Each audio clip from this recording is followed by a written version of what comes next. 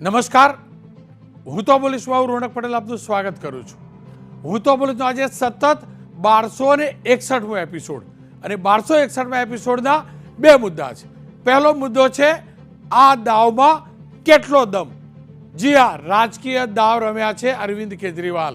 એ દાવ કેટલો સફળ થશે, કેટલો નિષ્ફળ થશે, રાજનેતાઓ શું માને છે, રાજકીય પક્ષો શું માને છે, પત્રકારો શું માને છે, મુદ્દે ચર્ચા કરવી છે. અને બીજો મુદ્દો છે યમદૂત નબીરાઓને ક્યારે પકડશે પોલીસ.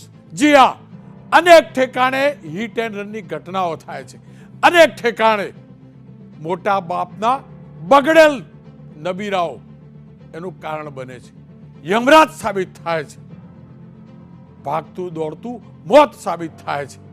પોલીસ અનેક વાર તબાસદીન બને છે, તબાસદીન. અને એવું છેલ્લા 48 કલાકમાં 3 થી 4 ઠેકાણે બન્યું છે.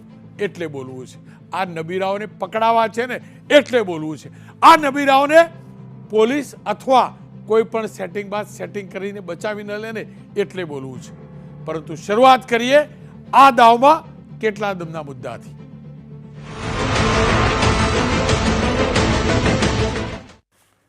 આમ આદમી પાર્ટી આંદોલનમાંથી ઉદ્ભવેલી પાર્ટી. આમ આદમી પાર્ટીના કરતા ધરતા અરવિંદ કેજરીવાલે દિલ્હીના મુખ્યમંત્રી પદ પરથી રાજીનામું આપ્યું છે. જેમ જાહેરાત કરી હતી ઠીક એ જ પ્રમાણે આજે સાંજે અરવિંદ કેજરીવાલ 4:45 વાગે દિલ્હીના લેફ્ટનન્ટ ગવર્નર વિજય સક્સેનાને મળ્યા અને તેમને પોતાના પદ ઉપરથી રાજીનામું તેમને સુપ્રત કર્યું. તેમની સાથે આતિશી અને 4 મંત્રીઓ હાજર રહ્યા હતા. દિલ્હી સરકારે 26 અને 27 સપ્ટેમ્બરે 2 દિવસનું વિધાનસભાનું સત્ર બોલાવ્યું છે. અરવિંદ કેજરીવાલના સ્થાને આતિશી દિલ્હીના નવા મુખ્યમંત્રી બનશે. આજે આમ આદમી પાર્ટીની ધારાસભ્ય દળની બેઠક મળી બપોરે અને એમાં સર્વસંમતિથી તેમને વિધાયક દળના એટલે કે ધારાસભ્યના દળના નેતા જાહેર કરાયા અને સ્વાભાવિક રીતે ધારાસભ્ય દળના જે નેતાઓ હોય છે એ મુખ્યમંત્રી બનતા હોય છે. પરંતુ આ પસંદગીને લઈને અનેક પ્રશ્નો પણ ચર્ચામાં આવ્યા છે. એક તરફ આરોપ એ લગાવવામાં આવી રહ્યા છે કે સુપ્રીમ કોર્ટની કડક જામીનની શરતોના કારણે કેજરીવાલે મજબૂરીમાં રાજીનામું આપ્યું છે, તો બીજી તરફ આતિશીને ડમી સીએમ કહેવામાં આવી રહ્યા છે. એટલું જ નહીં, આતંકવાદી અફઝલ ગુરુને ફાંસીથી રોકવાની કોશિશ પાછળનું કારણ જણાવીને આતિશીના માતા પિતાને પણ નિશાન પર લેવામાં આવી રહ્યા છે, એમને નિશાન બનાવવામાં આવી રહ્યા છે. બીજી તરફ આતિશી પોતે કહી રહી છે કે દિલ્હીના અસલી સીએમ અરવિંદ કેજરીવાલ હતા, છે અને રહેશે. એટલું જ નહીં, તેમણે એમ પણ કહ્યું છે કે મને કોઈ અભિનંદન આપતા નહીં, કારણ કે આ મુખ્યમંત્રી પદ મેં આનંદથી નથી લીધું, દુઃખ સાથે લીધું છે.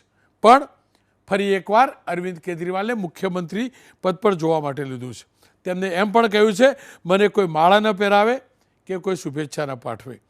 અને એમ પણ કહ્યું છે કે અરવિંદ કેજરીવાલને ફરીથી સત્તા લાવવા માટેનો તેમનો આશય છે. આતિશી દિલ્હી સરકારમાં એટલે કે કેજરીવાલની જે પહેલાં સરકાર હતી એમાં દિગ્ગજ નેતા હતા. 14 મંત્રાલયનો હવાલો તેમની પાસે હતો. શિક્ષણ મંત્રાલય તેઓ સંભાળતા હતા અને શિક્ષણ મંત્રી પહેલાં જે હતા એમના જ હાથ નીચે એટલે કે એમના જ માર્ગદર્શનમાં તેઓ મનીષ સિસોદિયાના માર્ગદર્શનમાં તેઓ તૈયાર થયેલા હતા. આવો દિલ્હીના પદ્માનિત મુખ્યમંત્રી आतिशी શું કહ્યું એ સાંભળી લઈએ. जब तक चुनाव नहीं होता, अरविंद केजरीवाल जी ने भरोसा कर मुझ पे ये जिम्मेदारी दी है और आने वाले कुछ महीने तक जब तक ये जिम्मेदारी मेरे पास है तब तक मेरे 2 काम रहेंगे. एक, ये मुहिम चलाना कि कैसे अरविंद केजरीवाल जी और दिल्ली के हम लोग मिलके दिल्ली के लोगों के साथ अरविंद केजरीवाल जी को फिर से दिल्ली का मुख्यमंत्री बनाएं. और जब तक चुनाव नहीं होते तब तक दिल्ली के लोगों की रक्षा करना कि भारतीय जनता पार्टी षड्यंत्र रचकर दिल्ली के लोगों की बिजली, फ्री बिजली, अच्छे स्कूल, मोहल्ला क्लिनिक में इलाज बंद ना कर दे, ये मेरी जिम्मेदारी रही. और उसी के लिए आज हमने एलजी साहब को पत्र दिया है, सरकार बनाने की दावेदारी का पत्र दिया है. ખેર, ભારતીય જનતા પક્ષે આતિશીને મુખ્યમંત્રી જે બનાવાયા છે એમનું નામ જાહેર કરાયું છે, એમાં એક કાર્ટૂન પણ વાયરલ કર્યું અને કાર્ટૂન આપ જોઈ શકો છો. કાર્ટૂન વાયરલ કરીને એમ કહેવાયું છે કે પપેટ સીએમ અરવિંદ કેજરીવાલ બતાવાયા છે.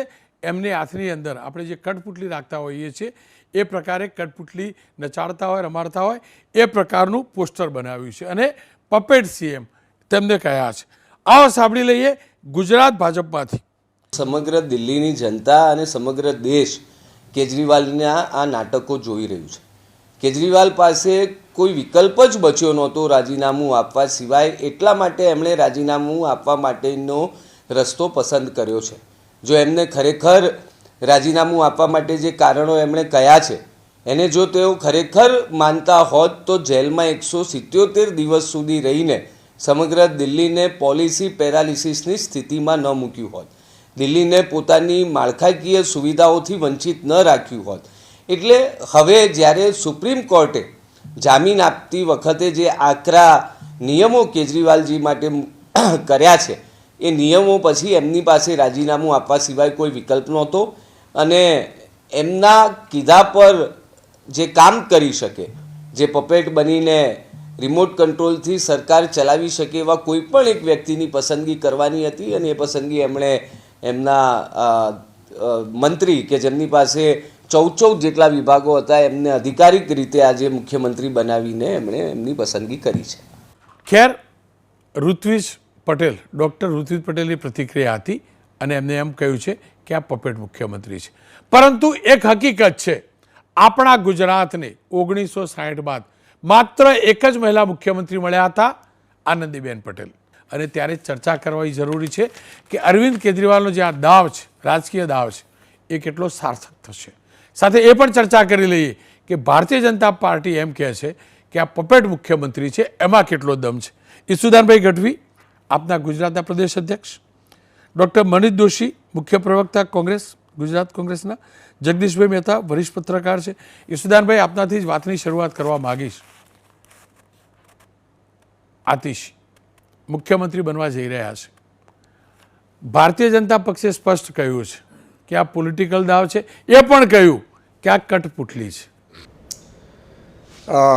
રોનકભાઈ, પહેલાં તો હું આતિશીજીને નવા મુખ્યમંત્રી, ત્રીજા મુખ્યમંત્રી, કદાચ સુષ્મા સ્વરાજજી, શીલા દીક્ષિતજી અને પછી આતિશીજી, એટલે ત્રીજા મુખ્યમંત્રી મહિલા મળ્યા છે દિલ્હીને, એ બદલ હું દિલ્હીની જનતાને અને આતિશીજીને ખૂબ ખૂબ અભિનંદન પાઠવું છું. અરવિંદ કેજરીવાલજીનું ઉદય છે એ ભ્રષ્ટાચાર વિરોધી એક શાસનથી, એની મુહિમથી થયો છે. અરવિંદ કેજરીવાલજીની સૌથી કોઈ લોકપ્રિયતા છે તો એ ઈમાનદારી છે, કામની રાજનીતિ છે. હિન્દુસ્તાનના પહેલા એવા મુખ્યમંત્રી અરવિંદ કેજરીવાલ જે કામની રાજનીતિ ઉપર મત માંગે. એમણે 2015માં એવું કીધું કે હું તમારા બાળકો માટે સારી સ્કૂલ બનાવીશ, હોસ્પિટલ બનાવીશ, મહિલાઓ માટે બસ સુવિધા ફ્રી આપીશ, વીજળી ફ્રી આપીશ. અને સાહેબ 2020માં જ્યારે મતદાન માંગવા ગયા મત, ત્યારે હિન્દુસ્તાનના પહેલા એવા મુખ્યમંત્રી અરવિંદ કેજરીવાલજીએ રોનકભાઈ એવું કીધેલું કે મેં તમારા માટે જો કામ કર્યું હોય, તમારા બાળક માટે સારી સ્કૂલ બનાવી હોય, વીજળી ફ્રી કરી હોય, પાણી, આ વ્યવસ્થાઓ જો કરી હોય તો જ મને મુખ્યમંત્રી બનાવજો. હવે આ વ્યવસ્થાઓ ફ્રી કેમ આપી શકાય? એ ફ્રી ત્યારે જ આપી શકાય જ્યારે ઈમાનદારીથી નેતાગીરી કરી શકાય. એટલે અરવિંદ કેજરીવાલજીનો પહેલો ગુણ છે ઈમાનદારીથી. તમે વિચાર કરો, 30 વર્ષથી આપણે ભાજપની અહીંયા સરકાર છે, આખલાઓ ગૌચરો ચરી ગયા, આખલાઓ બ્રિજ ખાઈ ગયા, આખલાઓ કેનાલો ખાઈ ગયા, આખલાઓ પાક વીમા ખાઈ ગયા, પણ કોઈ એક યુનિટ પર તમને મને વીજળી ફ્રી નથી આપી શકતા. એની તાકાત નથી, કારણ કે ભ્રષ્ટાચારનું શાસન છે. જ્યારે દિલ્હીમાં અરવિંદ કેજરીવાલજીની ઓળખ બની, અને એટલા માટે મને લાગે છે કોઈ એજન્સીઓએ ભાજપને એવું કીધું છે કે આમના ઈમાનદારીને, કટ્ટર ઈમાનદારી જે કહે છે એમાં ડેન્ટ મારો. એટલે એક ફરજી કેસ તૈયાર કરવામાં આવ્યો, ફરજી કેસથી એમને જેલમાં નાખવામાં આવ્યા. હવે સ્વાભાવિક છે કે જેલમાં નાખવું, એજન્સીઓનો દુરુપયોગ કરવો એ સત્તાના હાથમાં હોય છે, પણ પછી જમાનત મેળવવી તો જમાનત નીચલી કોર્ટે જમાનત આપી, હાઈકોર્ટમાં તરત સ્ટે લાવ્યા, સુપ્રીમ કોર્ટે આપી, ઈડીમાં જમાનત મળી તો સીબીઆઈ થ્રુ પકડીને પાછા 2 વર્ષ પહેલા જૂના કેસ, પેલા કેસમાં, પૂછપરછ કેસમાં ફરીથી કેસ કર્યો અને ફરીથી ઓફિશિયલી તોતા છે સીબીઆઈ એવું ઘોષિત સુપ્રીમ કોર્ટે કરી દીધું. આ આખામાં અરવિંદ કેજરીવાલજીએ પેલા રાજીનામું ન આપ્યું. તમે એમ કહ્યું કે સીબીઆઈ પપેટ છે, પણ ભાજપ એમ કહે છે કે આતિશીને જે બનાવી છે એ પપેટ છે. આતિશીજી, હું એના ઉપર આવું છું કે પેલું તમારે પેલું પ્રશ્ન પૂરું થઈ જાય ને એક 30 સેકન્ડમાં, પછી આનો જવાબ લઈ લઉં. એટલે અરવિંદ કેજરીવાલજીએ જેલમાં ગયા વખતે, જો ઝારખંડમાં જેલમાં ગયા રાજીનામું આપ્યું, પછી ચંપઈ સોરેનને બનાવ્યું. અત્યારે ચંપન સોરેન કોણ છે? ભાજપમાં. ક્યાં છે? ભાજપમાં છે. આ પેલા નીતિશ કુમારે પેલા માંઝીને બનાવ્યા હતા, એને ભાજપે લઈ ગયું. આખું તોડફોડ કરવાની ઉદ્દેશ્ય હતો. જેલમાંથી જ્યારે સુપ્રીમ કોર્ટે બહાર આવ્યા, જમાનત મળી, એટલે કોર્ટમાં તો સ્વાભાવિક છે 15-20 વર્ષ લાગી જાય નિર્દોષ થવા. એટલે અરવિંદ કેજરીવાલજી હિન્દુસ્તાનના પહેલા એવા મુખ્યમંત્રી રોનકભાઈ કે એમણે એવું કીધું કે હું હવે પ્રજાની અદાલતમાં જઈશ, ત્યાં સુધી મુખ્યમંત્રી પદ નહીં લઈશ. ભાજપ કહેશે ત્યારે રાજીનામું નહીં આપીએ, પણ જ્યારે પ્રજા હવે મને ઈમાનદારીનો સર્ટિફિકેટ આપશે ત્યારે જ હું મુખ્યમંત્રી. પપેટ, અરે ભાઈ ભૂપેન્દ્રભાઈની જેમ કે આપણે મધ્યપ્રદેશ, રાજસ્થાન, ઉત્તરાખંડ એવા કેટલાય દાખલો આપી શકીએ. ભાજપ એવી રીતે રાજનીતિ નથી કર્યા. આ જે આતિશીજી છે એ દિલ્હીમાં ટોપર છે, ઓક્સફોર્ડ યુનિવર્સિટીમાંથી ભણેલા છે. સાથે સાથે મનીષજીની જે સાથે રહીને શિક્ષાનો જે ક્રાંતિ લાવ્યા છે એમાં આતિશીજી છે. આતિશીજીએ ઘણા વર્ષોથી જનહિતના કામો કર્યા છે. એમને તો હમણાં મંત્રી બનાવ્યા હતા, એ પેલા મંત્રી પણ નહોતા, ધારાસભ્ય હતા. આ અગ્નિ પરીક્ષા છે, માં સીતામાએ જેમ અગ્નિ પરીક્ષા કરી હતી એવી અગ્નિ પરીક્ષા છે. અને મને પૂરો વિશ્વાસ છે કે આ વખતે 70 સીટ આમ આદમી પાર્ટી જીતશે, કારણ કે 8 સીટ છે ને એ પણ ભાજપ પડાને હવે આપવા જેવી દિલ્હીવાસીઓને નહીં લાગે. જી ઈસુદાનભાઈ, જો તમે તો મને વાત કરતા હતા એ પ્રમાણે ગુજરાતમાં 70 ઉપર તમારી આવવાની હતી. હું ફરીથી કહું છું, હું બીજેપીની જરાય ફેવર નથી કરતો, પણ અરવિંદ કેજરીવાલ તો 2 વાર રણછોડ સાબિત થયા. 2 વાર. પહેલાં પણ તમને યાદ છે ને, પોતાની જ સરકાર હતી તો આંદોલન ઉપર બેસી ગયેલા અને પછી રાજીનામું આપેલું, અહીંયા આપેલું. એટલે હું એના રાજકીય જુઓ એકદમ ક્લિયર છે અને અધિકાર છે. તમને મનીષભાઈને મને નથી, સાંભળો ને, તમને મનીષ એક મિનિટ, એક અડધી મિનિટ જુઓ, તમે 2 વાર કીધું તો આપે ને સમય. એ તમને પણ અધિકાર છે, મનીષભાઈને પણ અધિકાર છે, અરવિંદ કેજરીવાલને પણ અધિકાર છે રાજનીતિ કરવાનો. રાજનીતિ જ કરવાનો અધિકાર છે, કરવી જ જોઈએ. રાજનેતા એમને થોડું બનાય, કરવી જ જોઈએ. પણ હું તો એને પોલિટિકલ દાવ સમજું છું. બની શકે પોલિટિકલ દાવ સાચો પણ પડે, ખોટો પણ પડે, મારો એ વિષય પણ નથી. અગાઉ સાચો જ પડેલો, અનેક ટીકાઓ થતી, સાચો જ પડેલો. અને હું તો આશા રાખું જ ને, મારા મિત્ર તમે અને તમારા રાજકીય ગુરુ મુખ્યમંત્રી બને તો તમે જ મીઠાઈ લઈને આવવાના ને. પણ એટલે જ મને લાગ્યું કે મહેતા સાહેબને પૂછી લઉં.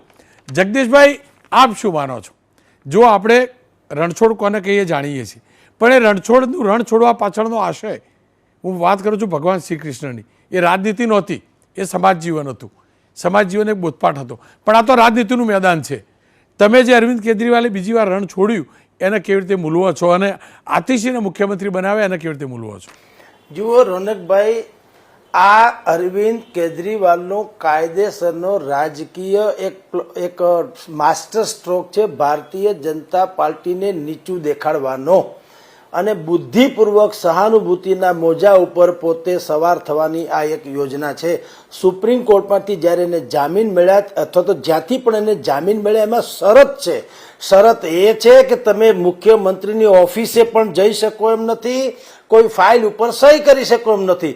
એનો અર્થ એમ છે કે અમસ્તા પણ હવે મુખ્યમંત્રી જેવા રહ્યા જ નતા, ખાલી એક સ્ટેટસ સિમ્બોલ ખાતર એની પાછળ લેબલ લાગેલું હોય કે મુખ્યમંત્રી, પરંતુ કંઈ કરી શકે એમ તો હતા નહીં. જેમ પિંજરામાં સિંહ હોય, એ સિંહ તો ગણાય, પણ પિંજરામાં છે નાનું છોકરું હળી કરી શકે, કારણ કે એનામાં સિંહણ બતાવવાની તો કોઈ વ્યવસ્થા રહી નથી. એટલે બુદ્ધિપૂર્વક અરવિંદ કેજરીવાલે ખેલ નાખ્યો, અને ખેલ એટલા માટે નાખ્યો, તમે જુઓ કે જો એને જો ખરેખર આવી રીતે અગ્નિ પરીક્ષામાંથી પાર ઉતરવું હતું તો એ તો સ્વાભાવિક એની પાસે બહુમતી હતી તો એ આખું વિધાનસભાને ડિઝોલ્વ કરી નાખે, બધાને બરખાસ્ત કરી નવેસરથી ચૂંટણી માગે. પણ એને ખબર હતી કે જો આવું કરીએ તો રાષ્ટ્રપતિ શાસન આવે, એનું નક્કી નહીં કેટલો સમય હાલે. ત્યાં સુધીમાં તો જે ઈસુદાનભાઈએ કીધું એ પણ પાછી હકીકત છે. તોડફોડની રાજનીતિ ભારતીય જનતા પાર્ટીને કોઠે પડી ગયેલી છે, એ પણ સંભાવના છે, એમાં જરાય ખોટું નથી. પણ અરવિંદ કેજરીવાલે અગ્નિ પરીક્ષા કરવા માટે તેને પોતે કઈ મહાન ત્યાગ નથી કર્યો, બુદ્ધિપૂર્વકનો ખેલ નાખ્યો છે. એને બિયરની જે બિયર હોય ને, બિયર, એમાં એને તુલસીનું પાંદડું નાખીને કીધું કે આ પંચામૃત છે. એવું દર્શાવવાની કોશિશ કરી છે. કારણ કે હવે એમ કે છે કે મને હું જ્યાં સુધી લોકોની અદાલતમાં મને એમ કહેવામાં ન આવે કે હું ઈમાનદાર નથી ત્યાં સુધી ખુરશી ઉપર હું બેસીશ નહીં. પણ બેસી શકો એમ ક્યાં છું? હોય તો ના તો તમને પાડી છે, અમસ્તાય બેસી શકો એમ નથી. બીજું, આ જનતાની અદાલત વાળી વાતો જે છે તો કાલથી દુનિયાભરમાં જેટલા પણ આ આપણે જાણીએ છીએ સંસદથી માંડીને વિધાનસભામાં અનેકો ક્રિમિનલ્સનું અત્યારે પણ એમાં પ્રતિનિધિત્વ છે કે નહીં? તો હા, હવે એ બધા જનતાએ તો ચૂંટ્યા છે. હવે એ બધા જો કાલથી કેજરીવાલની જેમ કહે કે મને તો જનતાએ તો અમને ક્લીન ચીટ આપી છે, અમે તો જીતી ગયા છીએ, જનતાએ અમને જુઓ પાછો મત આપ્યો છે, એનો અર્થ એમ છે કે એના ગુનેગાર માફ કરી દેવા બધા ગુના જે હોય તે, એ પણ એક પ્રશ્ન રહેવાનો.